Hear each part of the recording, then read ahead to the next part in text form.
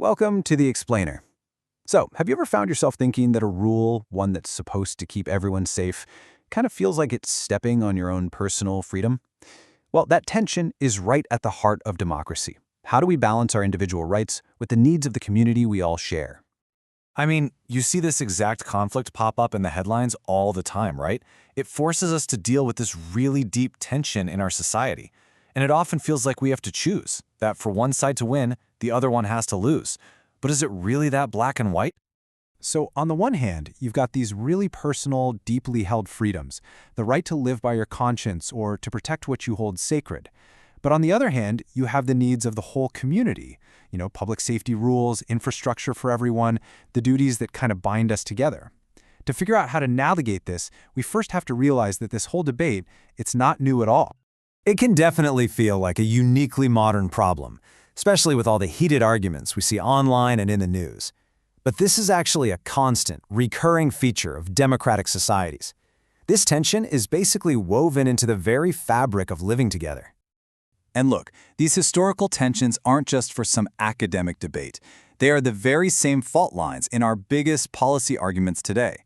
So whether we're talking about vaccine mandates or fights over building on sacred lands, we are having the exact same fundamental debate, just in a modern wrapper.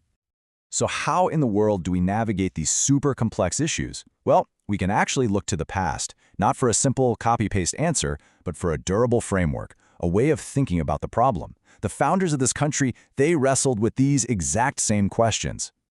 And this is a really key distinction. The goal isn't to play a guessing game about what the founders would have thought about, say, the internet or modern medicine.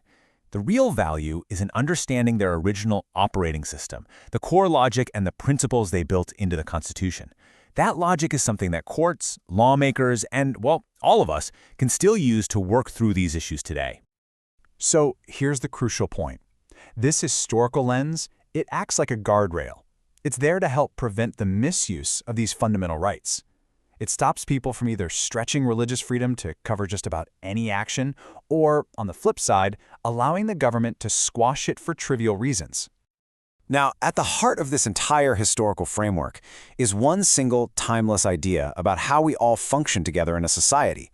It's a concept that philosophers have debated for centuries, but its practical application is the absolute bedrock of our laws. It's called the social contract. Okay, so the social contract, you can think of it like a giant group project. We all kind of agree to follow certain rules and give up just a little bit of our absolute freedom so that we can all benefit from living in a community that's safe, orderly, and, actually functions. You can actually boil this whole big idea down into a very simple, very powerful statement that pretty much anyone can get. It all starts with your own personal liberty. And this brings us right to the built-in limit on any individual freedom. It's that old saying, right? My right to swing my arms ends where your nose begins. It's this really elegant principle that your liberty shouldn't cause harm or trample on the rights and safety of other people. So based on this core idea of the social contract, we can actually pull out three key principles.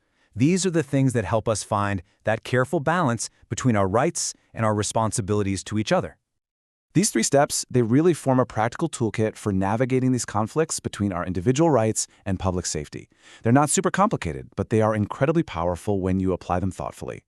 So first up, and this is the critical starting point, no right is absolute.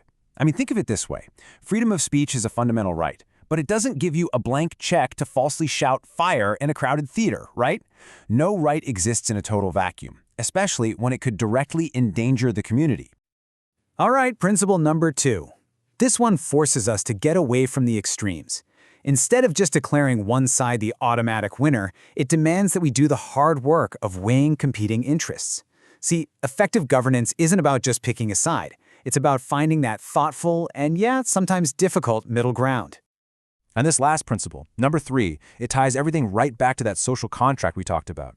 When the government acts to protect public health or safety, that isn't automatically an overreach. In fact, it's fulfilling its most basic and legitimate function. It's holding up its end of the bargain that we all agreed to.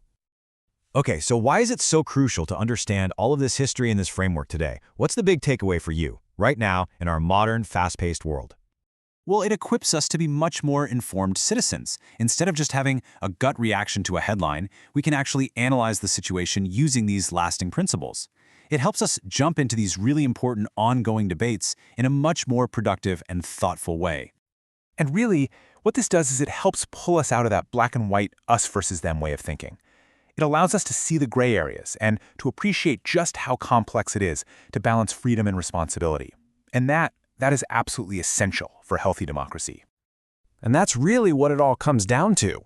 This framework isn't some dusty old thing from a history book. It's a living guide. It's a lens that helps us clearly see and navigate the very essence of what it means to live in a free and democratic society.